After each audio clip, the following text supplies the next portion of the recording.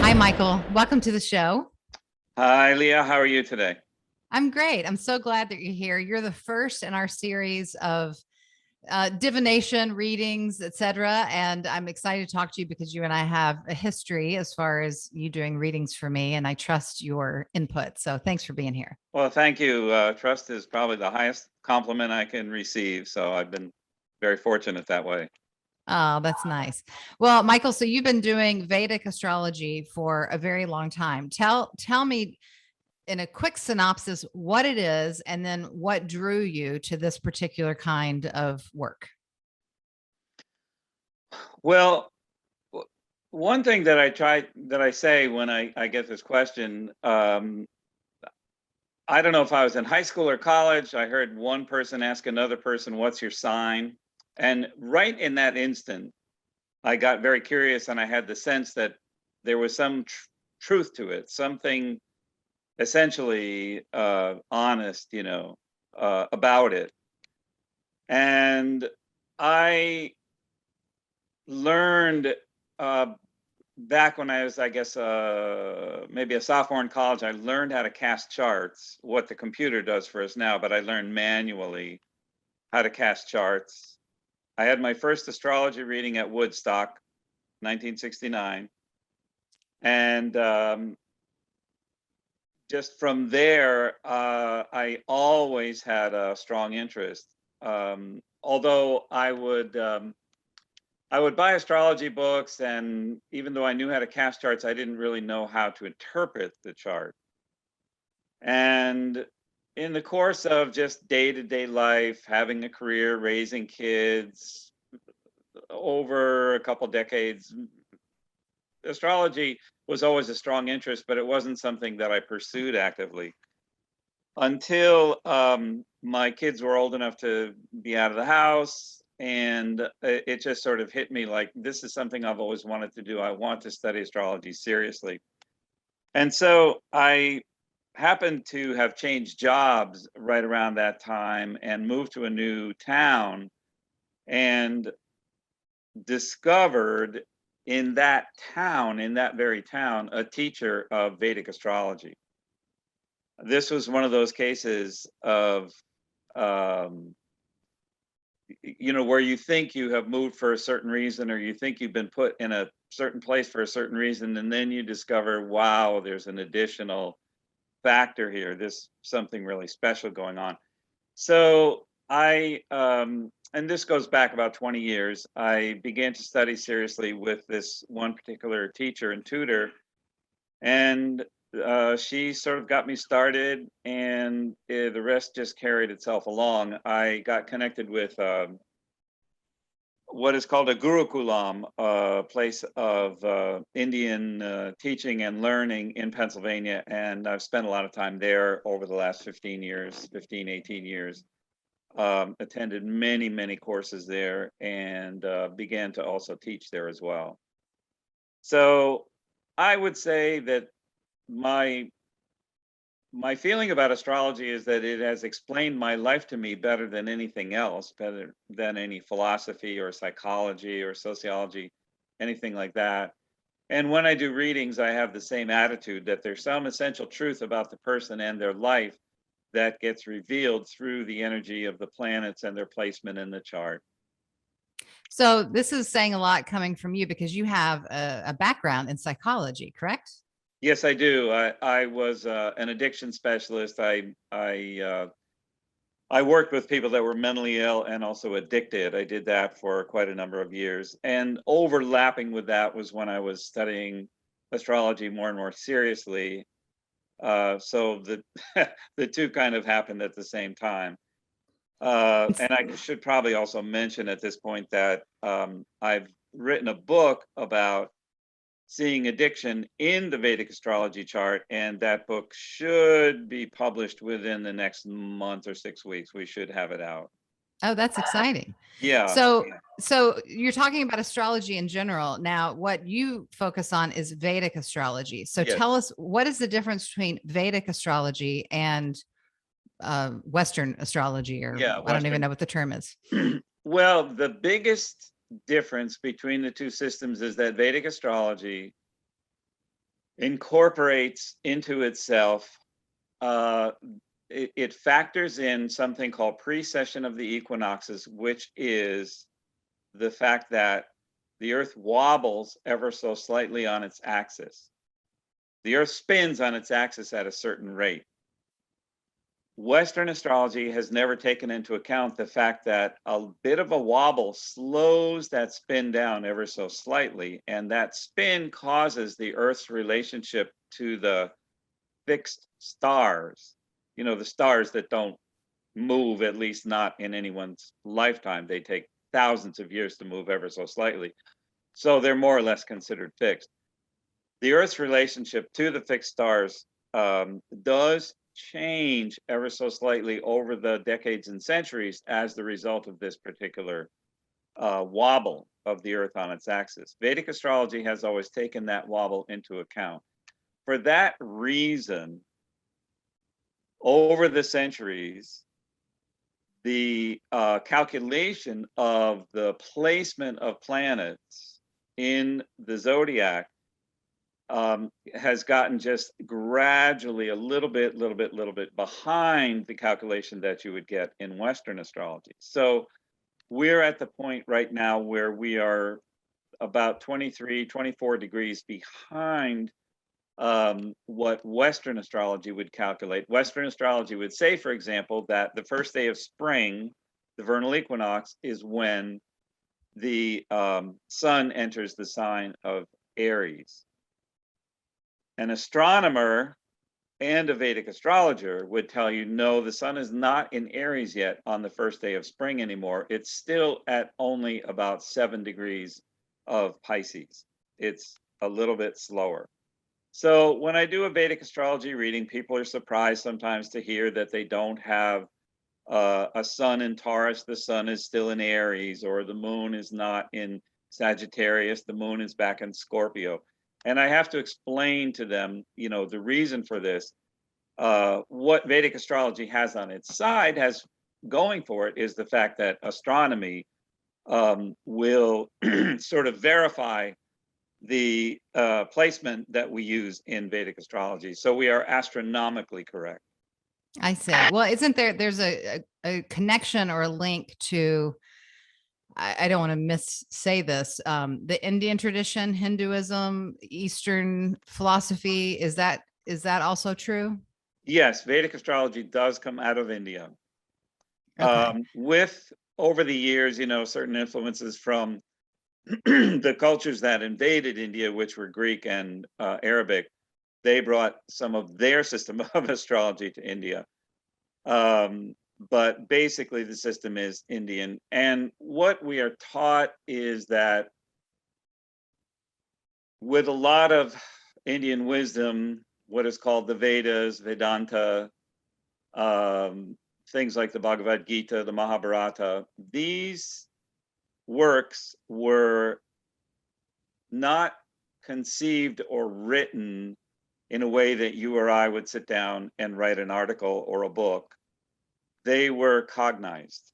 And cognition is the kind of stream of consciousness process of a seer who is highly enlightened, simply having the knowledge come through them. And it is taught that this is how Vedic rishis, Vedic astrologers, knew about the wobble of the Earth on its axis and the precession of the equinoxes, as well as other details about, planetary energies and the way that we subdivide the zodiac. It's very interesting. So just to kind of get to the part about astrology that I know some skeptics have, of course, my audience is probably very fascinated with the subject inherently, but there's a lot of people. Yeah. There's a lot of people that, question the validity, the input, the power of astrology in general, and how a star can affect someone's life, much less their personality or the day-to-day happenings or what may be to come. And so when people think of readings, they often think of either prescriptive or futuristic, tellings of the future, what's going to happen. And the way I see it, especially in working with someone like you, is more of a science, but I too want to understand how the science can directly affect each person specifically. Yeah, that's a really wonderful question, of course. This it gets very subtle because what has been experienced and learned and known, or relearned and reknown, is that, excuse me, within the human nervous system, not at small levels or tiny levels, but at subtle levels, areas that can only be perceived in deep meditation. We do each contain a kind of a mirror or a version of planetary energies. It sort of calls into question the intelligence of the universe and what the human nervous system is capable of. But if you read, for instance, the Yoga Sutras of Patanjali, which is one of the source references about yoga, and not physical yoga necessarily, but yoga meaning union between the absolute and the relative. There are a number of sutras that instruct how a person in an internal meditative experience may have the direct knowledge of the movement of the sun and the moon and the other planets and the stars. And this ties into this whole theme of cognition. Basically, I tell people we all walk around with an exact mirror image or a nervous system version of the solar system within ourselves. If someone's born with my birth date, my time, everything is the same, but they're in another continent or country, that's going to have a large effect on the on the chart as well, right? Yes, huge difference. I mean, we can get, just a few miles away, you're going to get a different chart. Interesting. So overall, for those people who are interested or maybe have not experienced Vedic astrology or astrology in general, overall, how would you specify the reason for a person to get a reading? Because a lot of people, I think, go to it for urgent crises or life guidance, tell me what's going to happen. How would you say is a good way to think about getting a reading from you or someone like you? Well, that's also a fine question. My experience as Vedic astrologer has been that, yes, I have a certain number of folks who are there's a certain percentage, they're probably in the minority of folks who just want to check in every 6 months, every year, something like that, make sure they feel like their life is on track. More frequently, it's people who are in some kind of transition.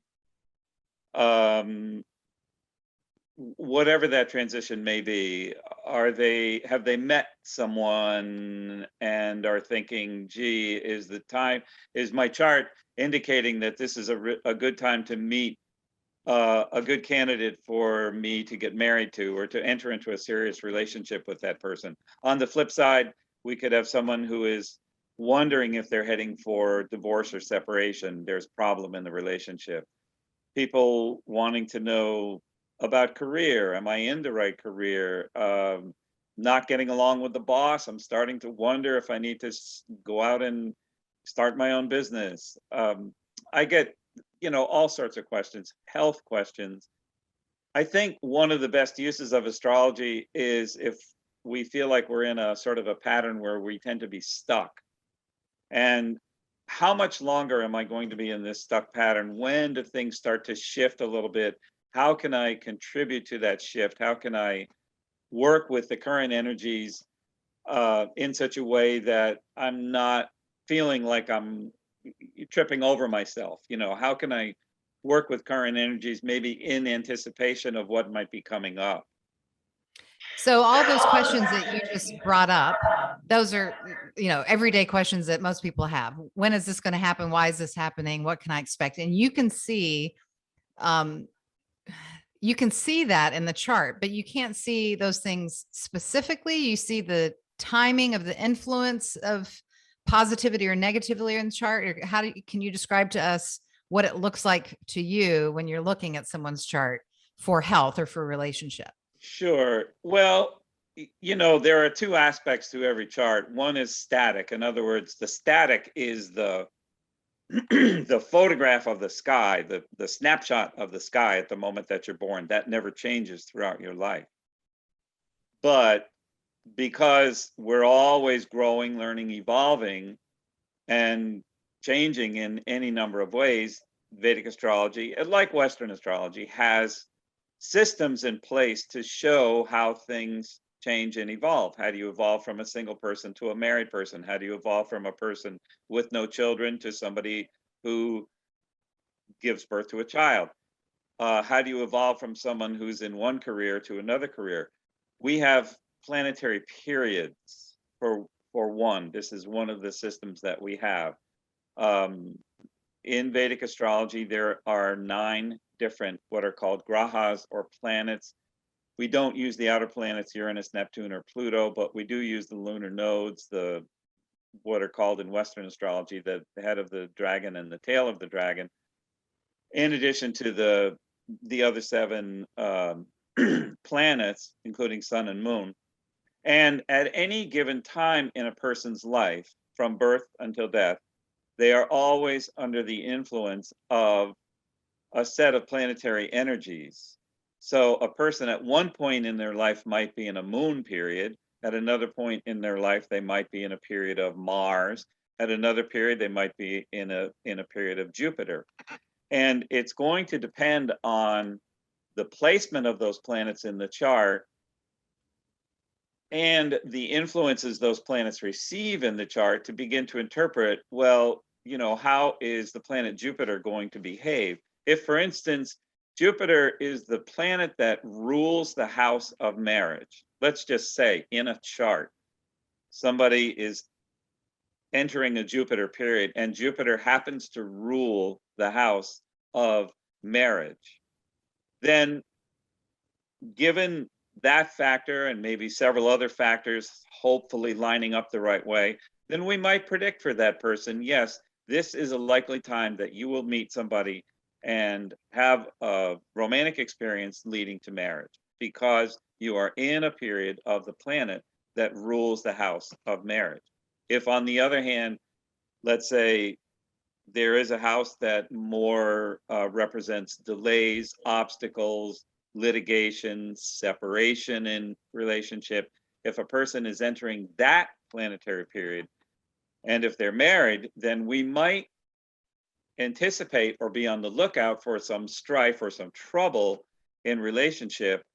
And with enough factors pointing in the right direction, then we could maybe say it's going to take a lot of work to stay married during this time. And if there is deep-rooted trouble in the marriage, in the relationship, it may be that the wisest thing is to pursue separation, divorce, just based upon this set of planetary energies. I see. I think it's important here to recognize or to have the conversation about the example you gave about marriage. If the planets are aligned for a potential union or marriage, a period where that is possible or favorable, right? Yes. Yes. It doesn't mean it's going to happen 100%, because we still have free will, human behaviors, and so forth. Yeah. Right? Right. So I think a lot of people go to get readings to be told what's going to happen in their life, but then maybe aren't either engaged or, taking steps in their life. If something weren't to happen, they say, well, I was told I was going to get married. This is a good time to get married, but I'm not even dating someone. And they're sitting in the family room, watching Netflix by themselves all night long. Right. Yeah. I mean, there's always free will, and there's always, sometimes we say there are certain kinds of invisible karmas. we are taught, we are told if we can get within a range of 75, 80, 85% accuracy, that we're doing pretty well with astrology. I mean, certainly, yes, there is free will. There are unseen factors that maybe don't, happen to not appear in the chart. Certain kinds of karmas that maybe we have brought over from a past life, or just certain deep-rooted fears, or other kinds of obstructions. And as best as possible, we try to work around that. I, as a Vedic astrologer and with a counseling background, I certainly have adopted as my philosophy that I don't use astrology to scare people or to discourage people. Try to find always the strength, the hope in the chart, the ability to manifest a certain amount of personal energy, to make positive changes, to find healing wherever that's indicated in the chart. So if someone is having great frustration around marriage or relationship and says, nothing ever works out, then we look at the chart in such a way, how can you, what sorts of personal changes can you make, or what needs to be accepted, or what needs to be learned in order to, help make this a little more possible in your Well, life. and I love that you said that, because one of the things that I am very appreciative about you and your work, and other readers, there's good readers, and I don't want to classify bad readers versus good readers. Yeah. However, you mentioned earlier the word interpretation, and you have, it's a very intricate system and approach that you're taking when you're looking at someone's chart, and working with you, I've always felt that you deeply look at all the aspects to bring the qualities of healing and light and encouragement to the table, with also saying what you see and what's going on. And some people, I think I've experienced readers, and I've certainly heard other people's experience of readers where they left the reading feeling scared, or Yeah. traumatized, or even more stuck, like they were just doomed for something negative to happen. So I think, being very cautious about who you're getting a reading from, and the interpretation that they're coming from, and intention that they're bringing to the reading is very important. Yeah, absolutely. I mean, I've certainly learned that in a few cases. I mean, even a casual conversation with somebody I run into on the street, or a family member who says, "What's going on in my chart right now?" And I don't even have the chart on hand, and I just make an offhand comment. People take that to heart. So I have learned, and take very seriously, the power that is in my interpretation, my words, my intention. And always, I think, we're born into a human body, and we have opportunities for healing and growth, and we try to find that in the chart. And none of us wants to go around feeling scared or doomed because an astrologer had said, well, gee, on this day or around this time, there's probably going to be an accident or an illness. I mean, part of the use of astrology is to avoid those kinds of things, is to just know ahead of time, okay, this is a time when I need to be a little more concerned about, for instance, a fire in my house, or just an electrical short, or a car accident. In one case, I tell the story sometimes. A few years ago, I said to a woman, this is a good period to just watch out in your vehicle. Just be careful in the car, because there's a little bit of possibility of an accident of some kind.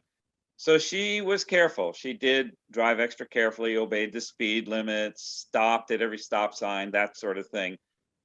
She still got rear-ended at a stop sign, but it was not nearly as bad as it could have been, let's say, if she'd been speeding, or speeding through a stop sign, or out on the interstate going 85 or 90, something like that.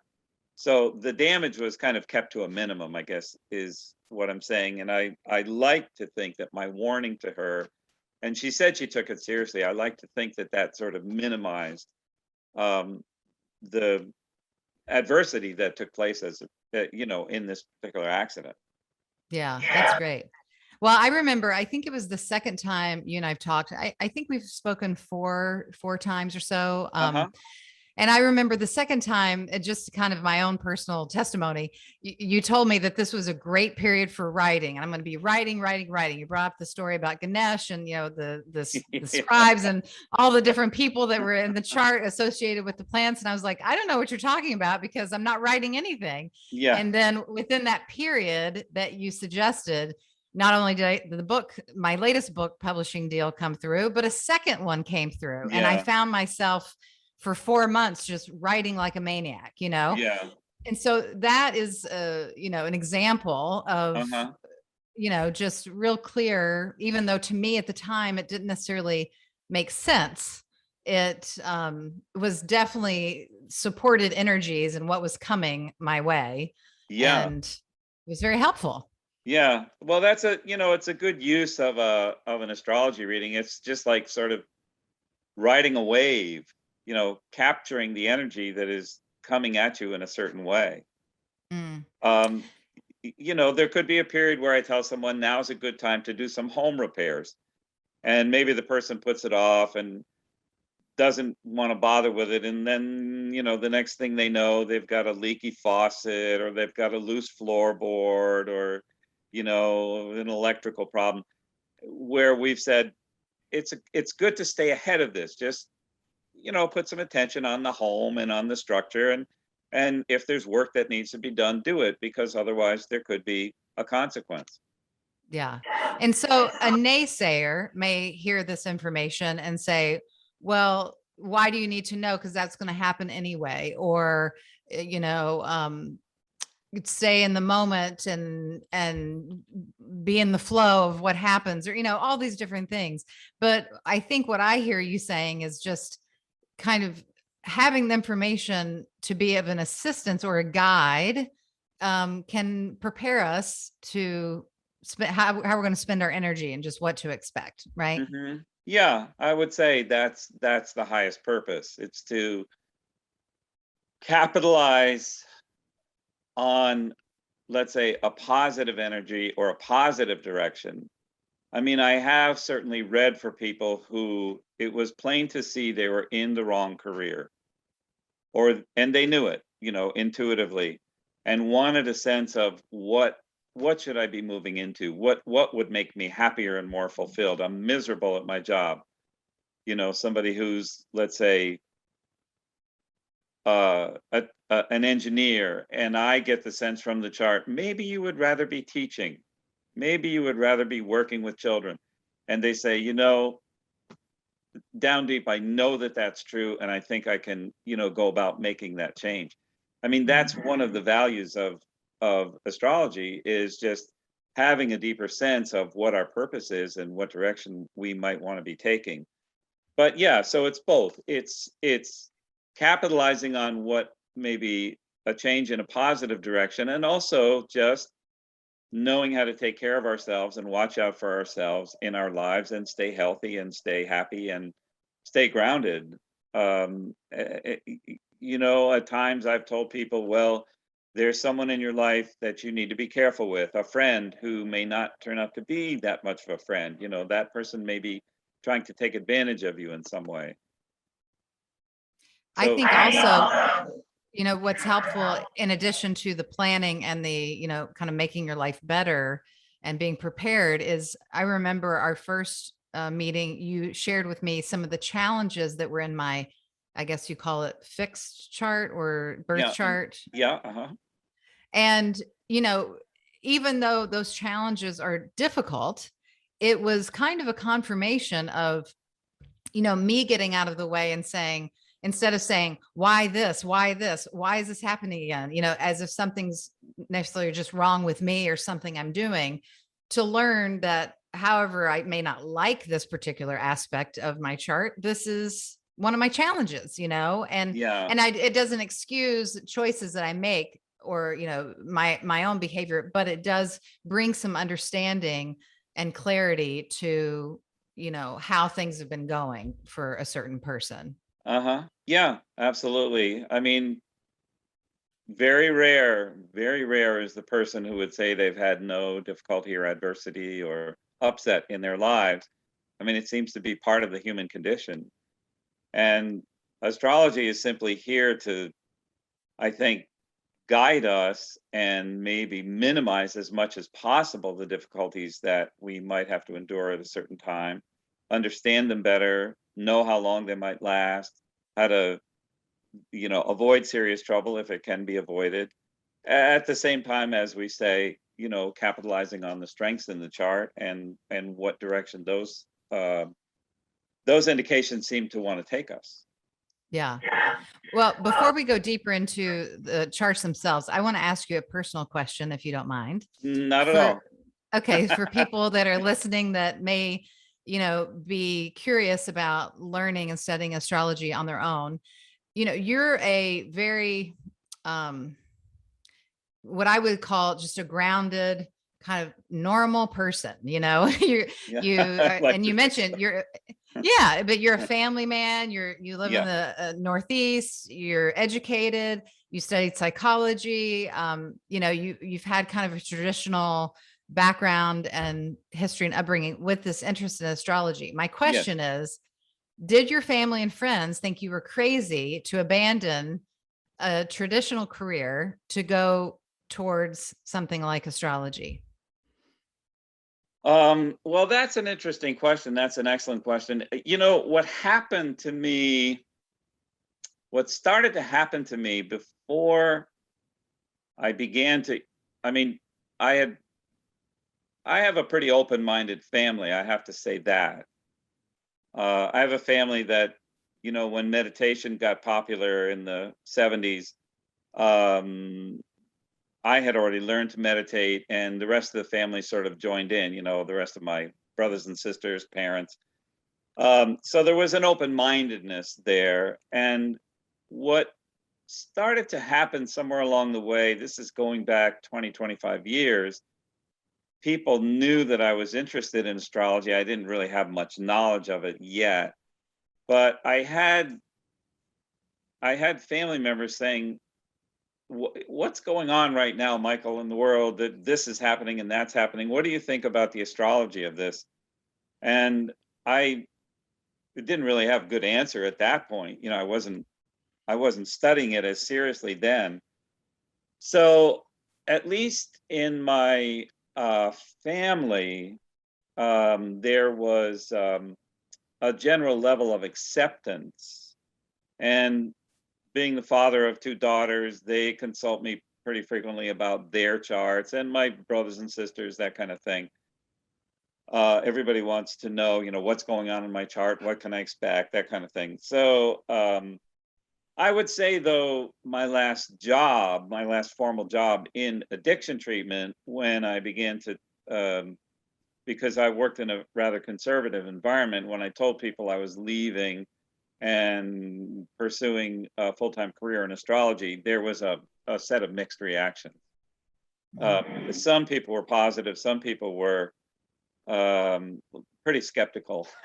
I guess I would have to put it that way. But it has all turned out well, I have to say, and it's just been a blessing. I mean, I have a website. I don't promote myself very much. I don't like to have a long waiting list. I like to be able to accommodate someone's request for a reading within a reasonable time, 2-3 weeks if possible. I don't really like to do more than one reading a day. And for any number of years now, the request for readings has come in just exactly at that pace, where I'm not feeling so stretched that I have to schedule for somebody for 6 or 8 weeks away. And on the other hand, that I don't during the week, I can work every day. I am able to schedule readings every day of the week. And every once in a while, somebody's got an urgent request, and I try to accommodate that. But anyway, to answer your question, I don't think that, I think, even when I contact old friends from college, going back that number of years, people say, Michael, I'm not surprised that you ended up in astrology. I remember you talking about it way back when, that Oh, wow. it has sort of always been with me. So I feel like I'm in my, what is called dharma, you know, dharma, the idea of being in the correct path. Yes. Well, I agree. And I thank you for sharing that, because a lot of people don't know how to get from where they are to, what they want. And especially in the, well, I don't know if you want to call it esoteric arts or healing arts, Yeah, it's not often a straight line. And for that's right. people, yeah, for people with, a more traditional, earlier I said, you're a normal guy. There is no normal, but, you're just a very grounded person. And a lot of people still have this conception of healers like myself or astrologers or readers, that there's, um, something different about us, Uh-huh. or a little bit out there. And I think you bring a very balanced and well-rounded approach to it. So I was curious, Yeah. how you Well, made that thank you. transition. Thank you for that. No, that's kind of you. I have really run into very, very little. I mean, just in the circle of friends that I have and family and people I associate with, very, very, very little doubt or skepticism, and maybe it's just the friends that I keep. But I've had just tremendous amount of support as I've gone through this. When I was looking for a teacher, a mentor to get started, I found someone whose name I'm happy to mention. Her name was Juliana Swanson, and she was most generous with her time and with her knowledge. And that has been my experience right from the beginning, was just every opportunity to learn more, to at the very beginning, to give readings to people who where I would tell them at this stage of things, as far as my learning, what you're getting from me is like going to the beauty college for a haircut. Mm, In other words, there's a big disclaimer here. There's no exchange of money. I'm just sitting practicing. You're letting me practice. And I would tell people that for a while, just to be honest about it. yeah. But it all sort of built from there, and it really was not until, maybe just 6 or 7 years ago, I was still working in a job in a hospital, and it was really not until then that I began to think seriously, that I began to take seriously the idea that this could become more of a full-time occupation. I was working during the day and then giving readings at night and on the weekends.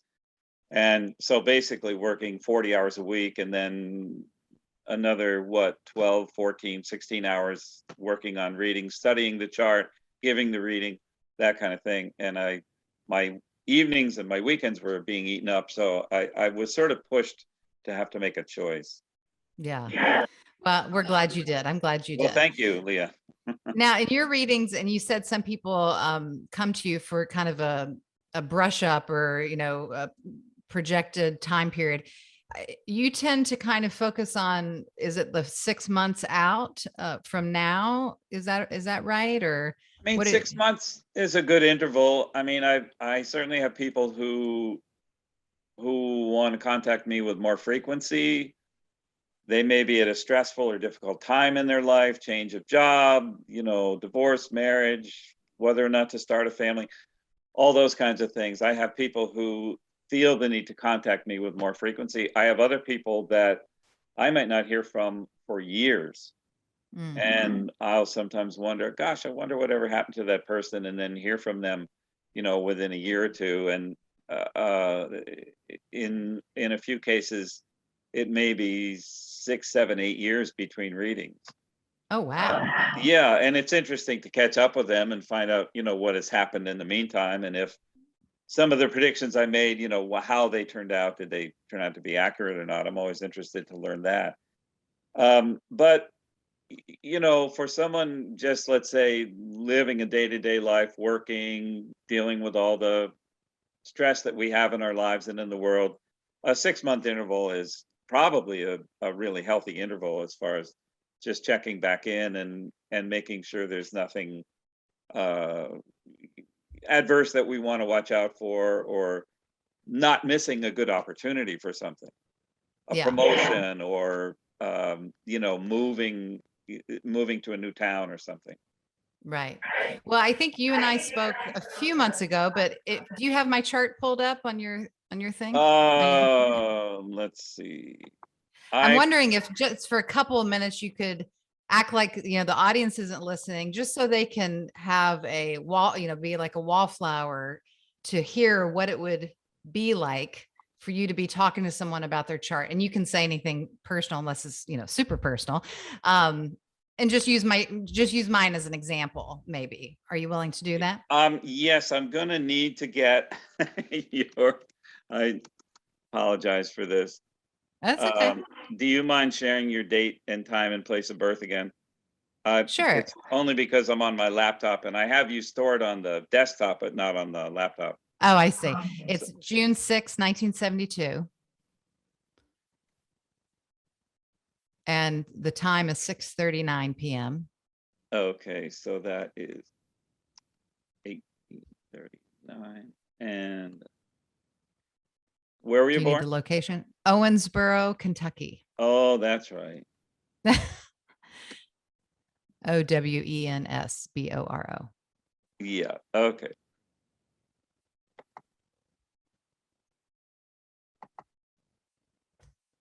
Okay, so this now so we need to get on should we get on screen share? Sure. I don't know. Do you know how to do that? I think so. It may be that you as a host have to enable me Oh, right. Let's see. to share the screen. Yeah. Let's see. Yeah, there's something you have to enable. I mean, if not, it's okay. I can Let me just see kind of here. Multiple participants can share simultaneously. So try it now. I turn that on. Okay. Looks healthy. Let's see. You seeing your chart? Wow. Yeah. Yeah. So that's your astrology chart. So this is what you see when you put in someone's just birth date and time and location. You get all this information from a computer program, correct? Yes. Yes. But you used to do this. You used to do this manually. That's amazing. Yeah. After I went to Woodstock, I saw the books and the atlas and the ephemeris that the woman was using, and I sent away for those and learned how to cast charts myself. But yeah, nowadays we have computer programs who do the calculation. So wow. Okay, so there's a lot of information on here, but why don't you choose something that you think is, interesting or compelling that I don't know what any of this means. So okay. you can tell me anything and I'll believe you. Well, of course I'll believe you. Well, okay. So one interesting factor, this is a Scorpio rising chart. That's different than your sun. That's different than your sun, right? So right. I'm a Gemini sun. Well, in our system, see, now that's a good example. In our system, your sun is actually still in the sign of Taurus. Taurus, right. Yes. Okay. Still in the sign of Taurus. And that is because, again, this whole thing of the Earth's wobble on its axis and Vedic astrology being about 23 degrees behind Western. In Western, you would certainly be Gemini. Okay, so I've heard a lot recently about then there's a 13th planet they're including in this new system. Is that correct? That may be. That's probably not something that I've caught up with yet, but I think I know what you're referring to. Yeah. Okay. I'm just wondering if that is why, because of what you're talking about with this wobble, it's kind of distorting the whole I don't know how to even have the conversation about it, but there's apparently a 13th sign that they're including now, which is moving everyone a little bit up. Yeah, I've seen that. I mean, it's not, I haven't been to any workshops yet where that has been presented. Okay. This basically, we have the 12 houses, starting with this diamond on top in the middle, which is always the first house. And ascendant means the sign of the zodiac, which is coming over the eastern horizon at the moment that you're born. Even though you're not born at sunrise, we always look at the eastern horizon. East is the most positive, most auspicious direction. Mm. And so we use the east, just because, again, sun comes up in the east every morning. So anyway, you are, your rising sign is considered Scorpio. Mm-hmm. And the ruling planet for Scorpio is Mars. And we have the planet Mars sitting over here in the 8th house of the chart. So what does that mean?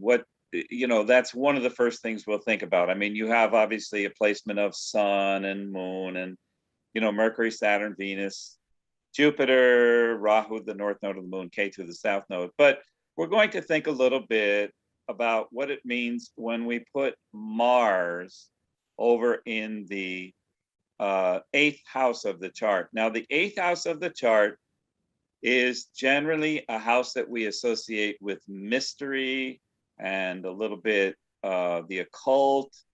It is a house of change and transformation.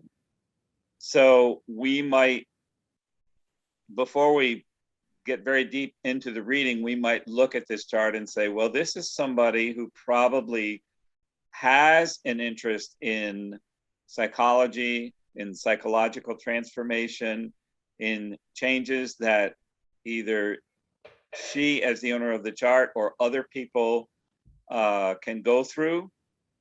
There is an ability in this chart to help people through transition. Now, how do I know that? Because here is the 8th house with the ruling planet Mars in the 8th house. This is the house, as we said, of deep change, deep transformation. It gives a lot of courage with the process of change. Every house has a ruler. And in this case, the planet that rules the house is Mercury. And here is Mercury in the house, in the 7th house.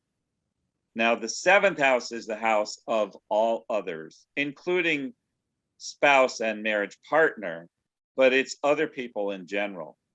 What this means is that you have the ability, because this Mercury, as the ruler of the 8th house, gone to the 7th, this Mercury gives the ability to help other people with the process of change, personal exploration, personal transformation. And from what I know about you, that is accurate. Is that right? Yes. Yeah. That now have you had people tell you, Leah, other people have tried to help me navigate this way or that way of changing, but you seem to be better at it than other people that I've encountered. In other words, you would have a special ability to help people navigate psychological or spiritual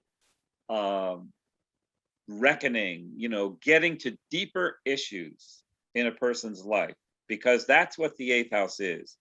The 8th house is a house of secrets. It's a house of mystery. And when planets go into that house, they want to activate that process or that theme in anyone's life. They want to activate, they want to bring out the secrets. They want to bring out the things that we are, our dark side, our shadow. They want to illuminate, they want to bring light into the shadow side of life. And I know from what I know about you, I have your books, read your books. I know that this is a very strong ability that you have, and something that you were drawn to in your life, is helping people through the process of personal transformation. and the chart clearly indicates it. By having the planet that rules the 8th house in the 7th, this Mercury, as a way of influencing, because this is 7th house of all others. So it is something you bring to all others. So this is a special skill in the chart. Now, the combination of Mercury and Sun, which is a special combination, it is called a Buddha Dikya yoga, and it is a yoga for intelligence. This combination of Mercury and Sun. We have Saturn also in on this process. Strengthening, in certain ways, strengthening this combination of Sun and Mercury. It is also a combination for, it can be a combination for writing. And there is actually a lot in the chart that favors writing, but you know, having this very prominent Mercury. Mercury is the planet of communication, the intellect. It's the planet of some, you know, commerce. In fact, the word commerce, MERC, is part of the word commerce. That's no accident. In other words, Mercury is associated with commerce, but it's associated with communication. And having this Mercury with 2 other planets, with Sun and with Saturn, strengthens and really activates the process of writing with a great deal of skill and with intelligence. And this is where a lot of this comes from. We have Mars over here, your ruling planet, in a sign owned by Mercury. You see the number 3 there is the sign of Gemini. Mars is in Gemini. So because Mercury is the landlord, let's say, Mercury owns the house where your ruling planet occupies, that is another calling or another indication of being drawn to the field of communication and the skill of writing. So I'm going to pause there because this is fascinating. And what I think when I think for others, you know, and the questions that they might have, I can imagine. Well, first of all, let me say, I feel so fortunate that whether it's intuitively or I was shoved into this, that I'm doing the work that is aligned with my chart, you know. Absolutely. So I feel like that's a huge blessing.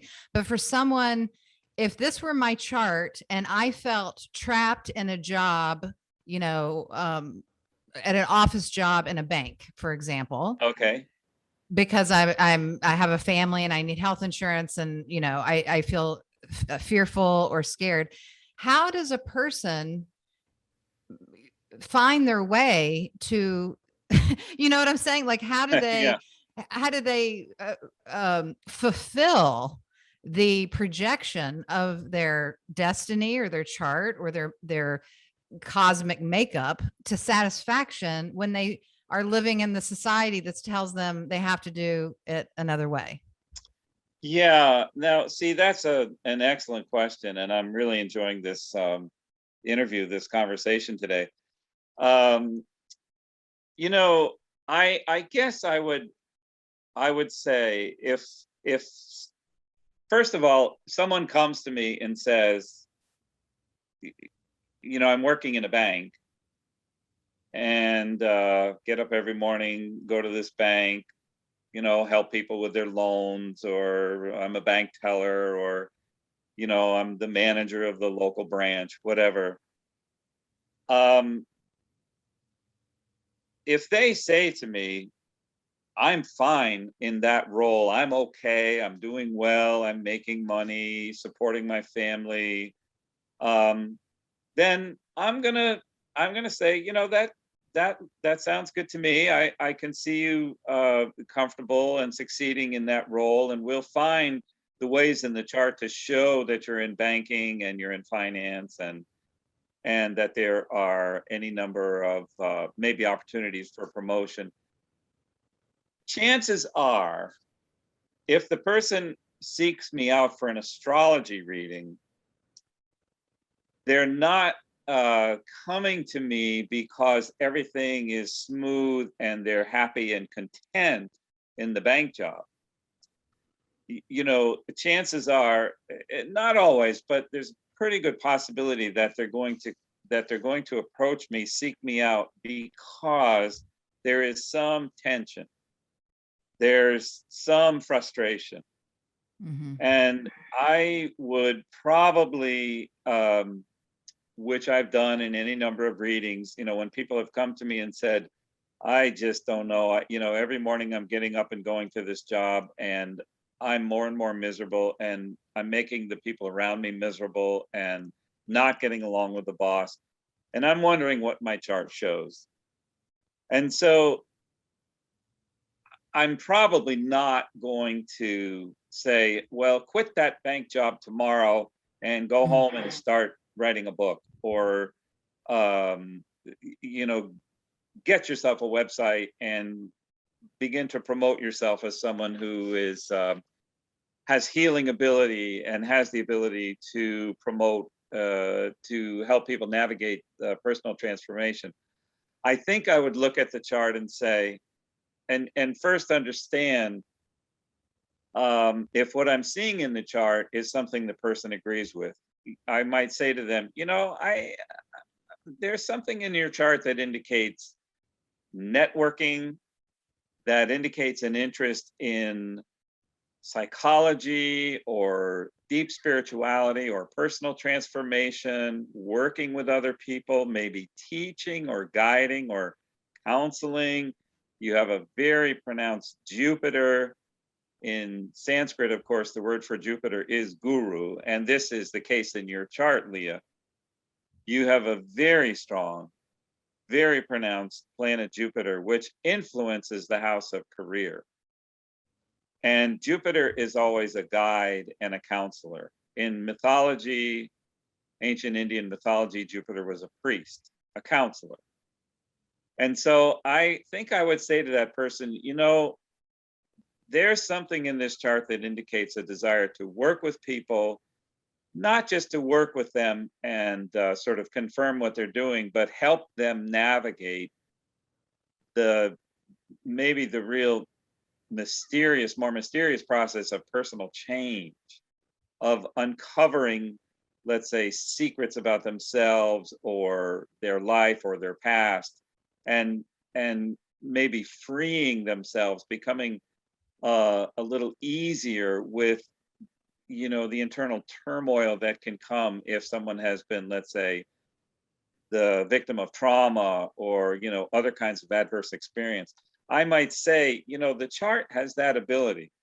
And then I might look at the timing and say, no one's asking you to give up your bank job tomorrow, but let's say we're looking ahead, a year, 2 years, 3 years, and I'm noticing the opportunity for career change, or I'm noticing the opportunity that will show up in the chart to go from working for other people, working in an institution, whether it's a school or a bank or a business, to working for themselves, to having an opportunity to, you know, begin to develop their own career. And if this is the chart, if the owner of this chart, if Leah has come to me, and I don't know Leah ahead of time, and Leah has come to me a few years ago and said, yeah, I'm an assistant manager at the bank, and yeah, I've been doing it for a while and the pay's okay, but there's really something else. I just feel like I'm not happy, I'm not satisfied in that role, and I'm wondering what my chart shows. That's when I might say, let's just open up to all possibilities. Let's think about the dharma, the purpose in the chart. This is clearly a chart of a teacher, a counselor, a guide, clearly, because of the strength of that Jupiter influencing the house of career. As I already explained, the ruling planet Mars, which is under the influence of Jupiter. So many ways that there is teaching, guiding, counseling ability here, including writing ability. So I would never say to someone, well, quit that job tomorrow and you'll be fine. You'll have all the money you need. I would say, let's find a way to find the right timing for the kind of changes that you might need to make, where you will end up feeling like you are more comfortable with your role within your own career, within your family, whatever expectations there are there, but within your life purpose.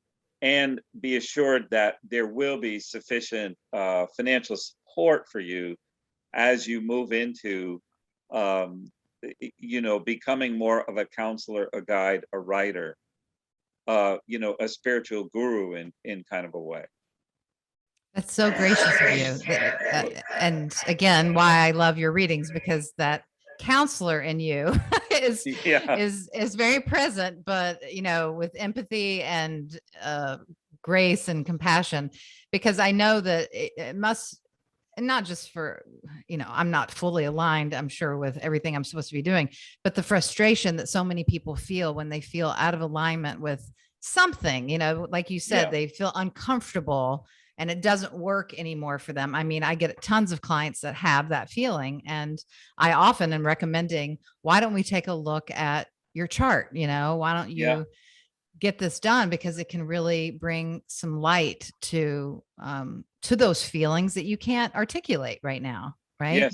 Yes, absolutely. Yeah. We all, I think, if we're at all intuitive, unless we're numbing ourselves in any one of a variety of ways, unless we're really numb to our own feelings, most of us walk around knowing if we are comfortable or uncomfortable with what we're doing day in, day out, what our responsibilities are in our career and our families, that kind of thing. And certainly, it doesn't mean that there aren't times that we just have to sort of, you know, slog along and do the best we can because of whatever set of circumstances. But ideally, a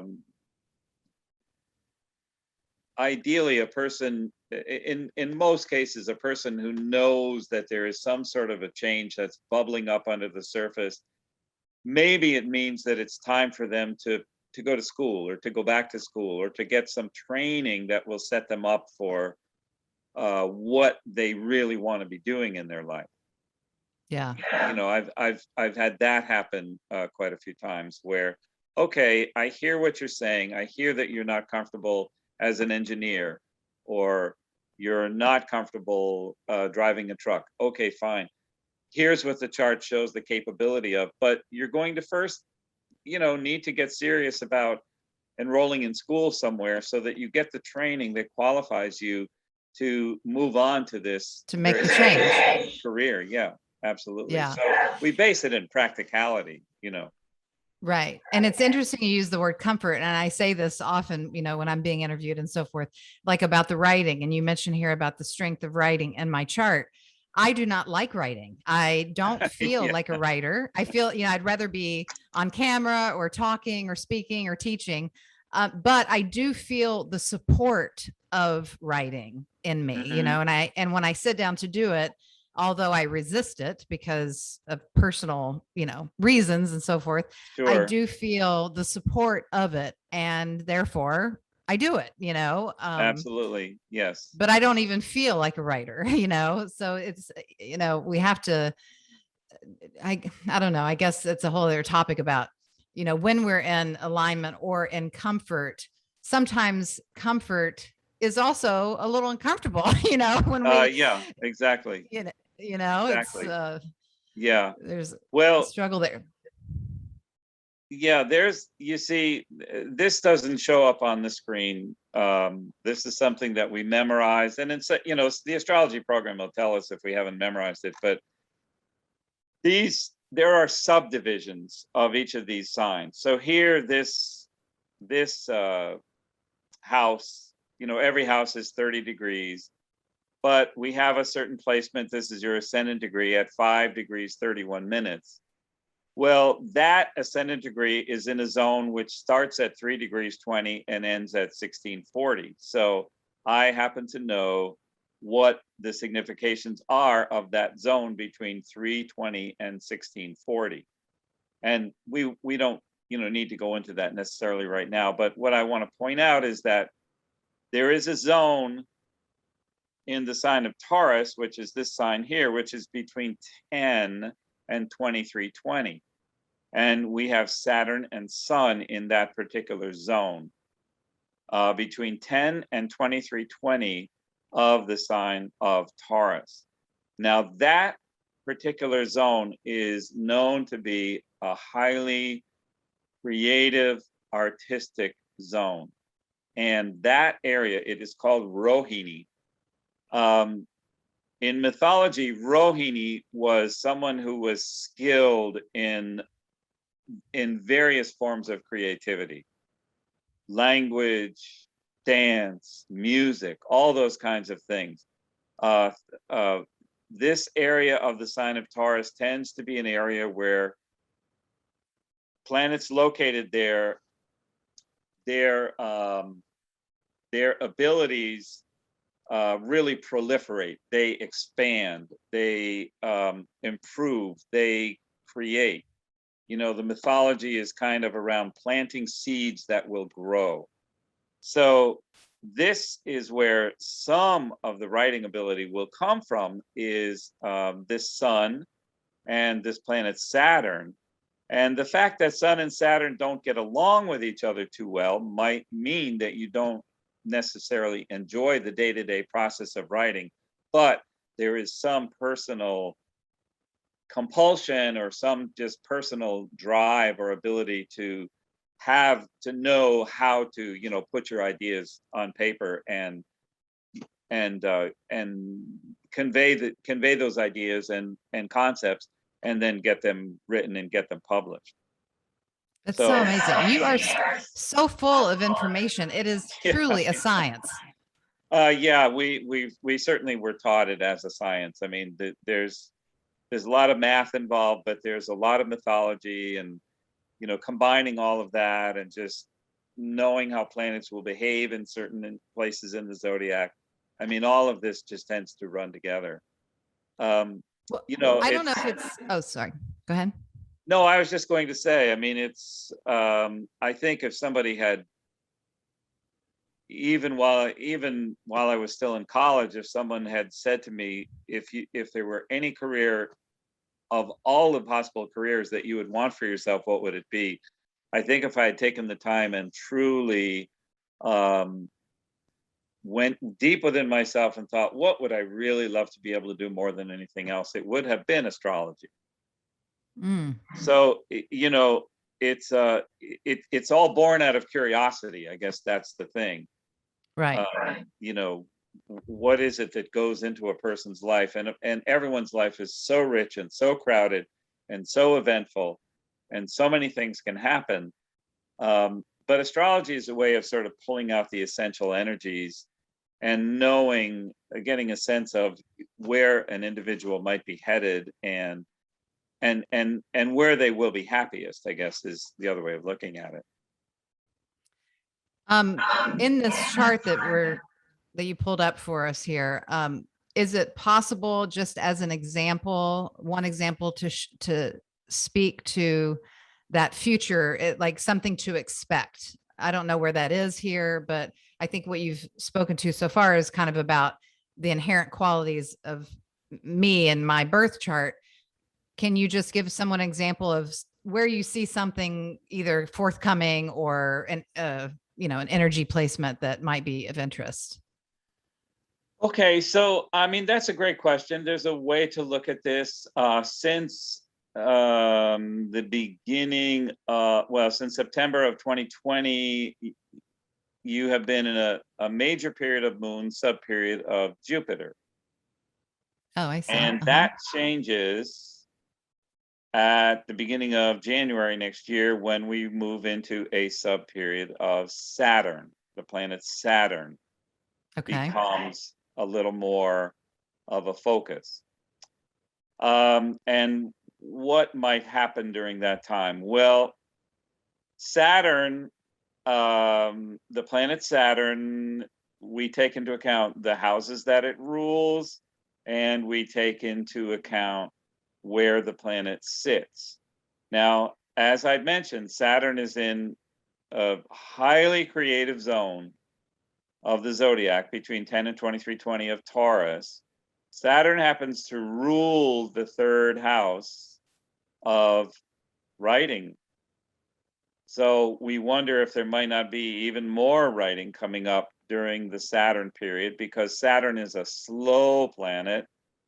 As it travels, it tends to want us to work on maybe bigger projects that take a little more time.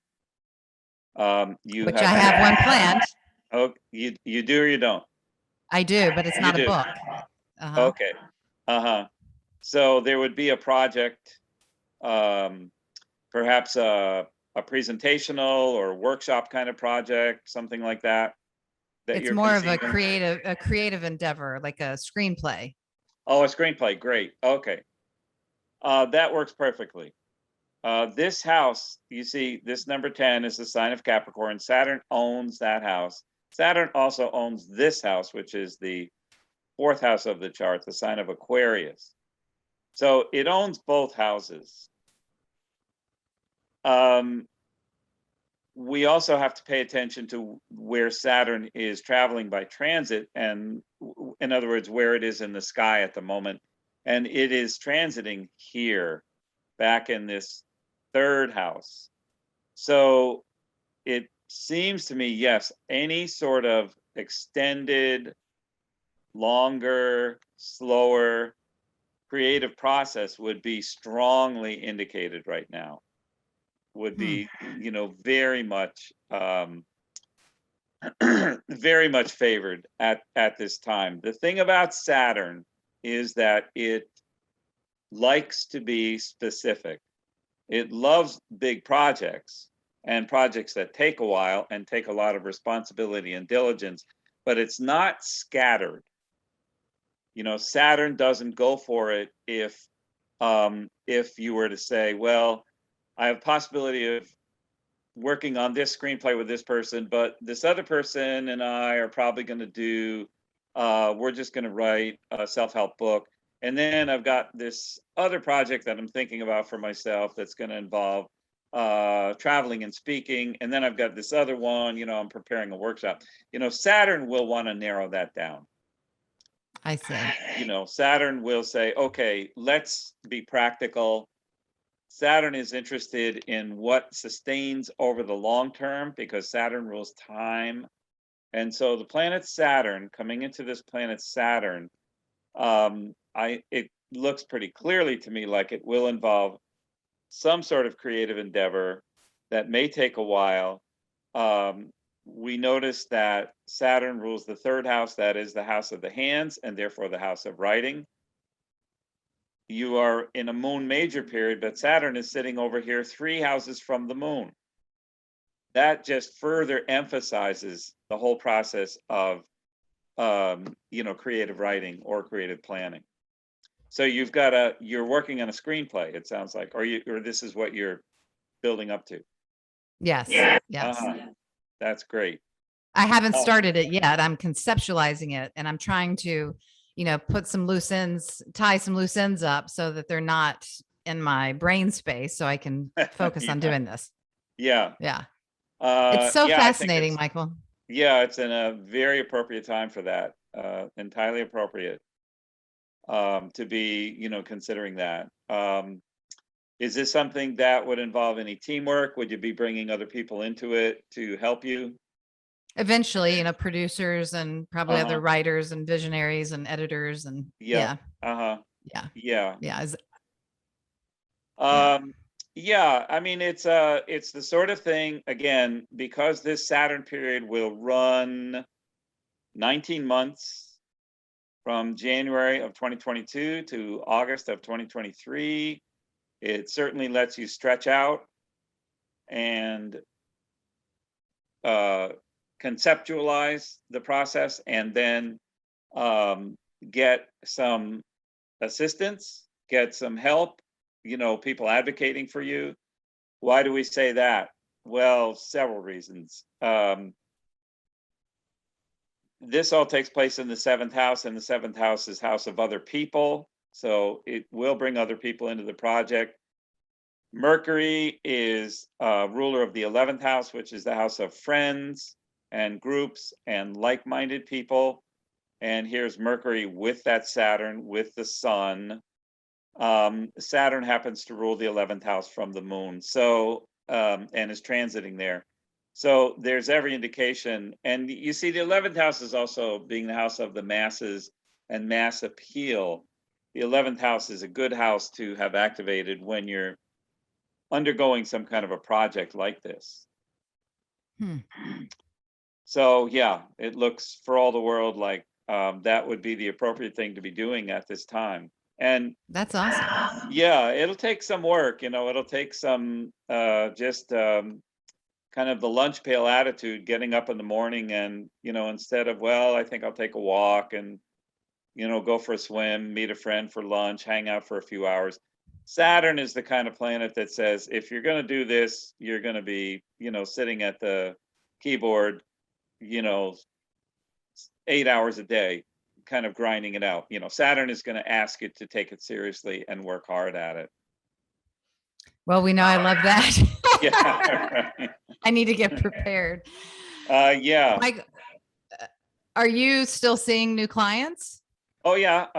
Yeah. I mean, my waiting list is always 2-3 weeks, but yeah, I see new clients, and I have some very loyal and very steady clients, but also some loyal and steady referral sources, which I appreciate. I have other astrologers who aren't reading charts anymore. They're just teaching or writing, and they send me people, and just the word of mouth. People tell other people, about the my availability. I guess I would just put it that way. Right. Yeah. Well, anyone listening, I will vouch for Michael. And if you're interested in having a reading, yes, his information will be below in the show notes, so you can find him there. And Michael, if you don't have anything else, I could sit here and talk to you all day long, but I want to be mindful of our time, and maybe we'll have you on again. But thank you for being a participant and helping people understand what they can expect and receive from a healthy and positive astrology reading, Vedic astrology reading in particular. Sure. Yeah, I appreciate that very much. This is a very nice opportunity. Yeah, thank you so much. Sure. And I'll be talking to you soon. And everyone else, we will see you next week on the Modern Sage podcast.